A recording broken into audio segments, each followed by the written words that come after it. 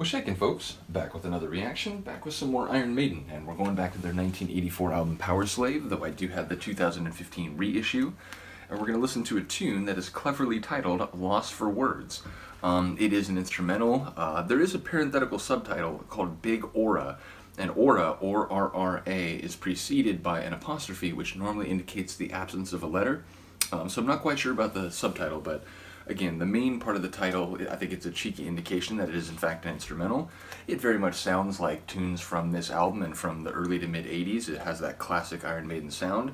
But again, you won't hear Bruce careening over the top of the track with his epic vocals, but let's get straight to it. I really do enjoy this one. It's Iron Maiden, Losfer Words, on their 1984 album Powerslave.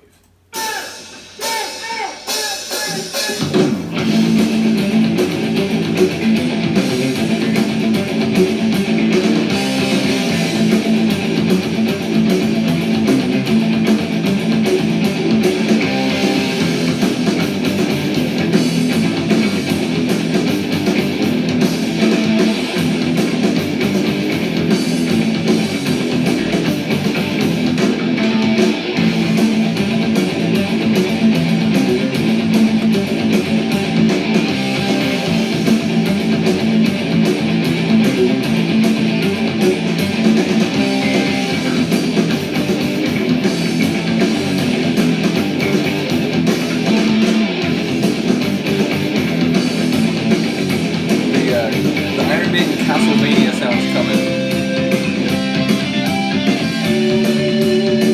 We have a few songs that just gets to this place where it feels like it gives me Castlevania vibes.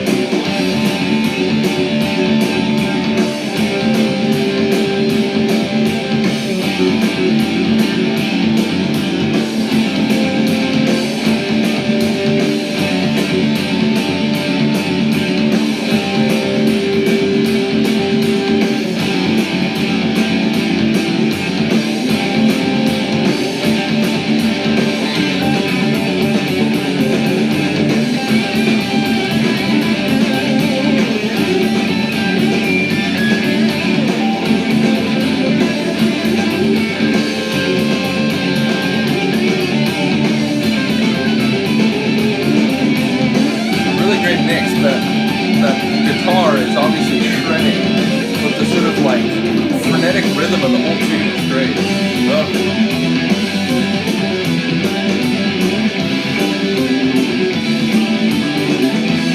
Listen to Harris on the bass, man.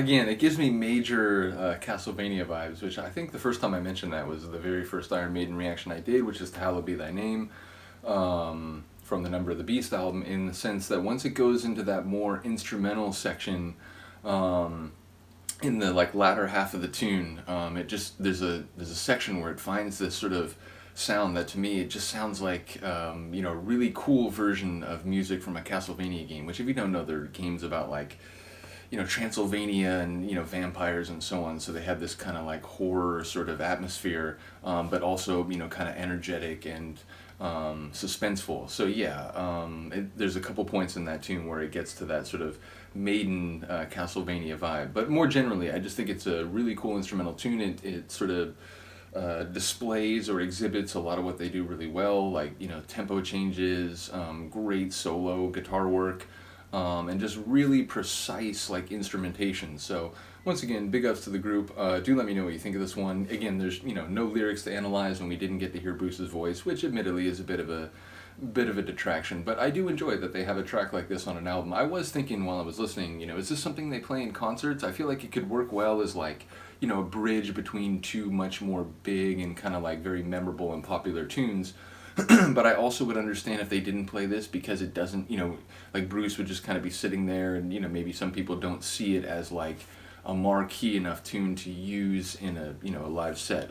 So I am curious to know. But do let me know what you think of the tune. We'll see you next time. Peace.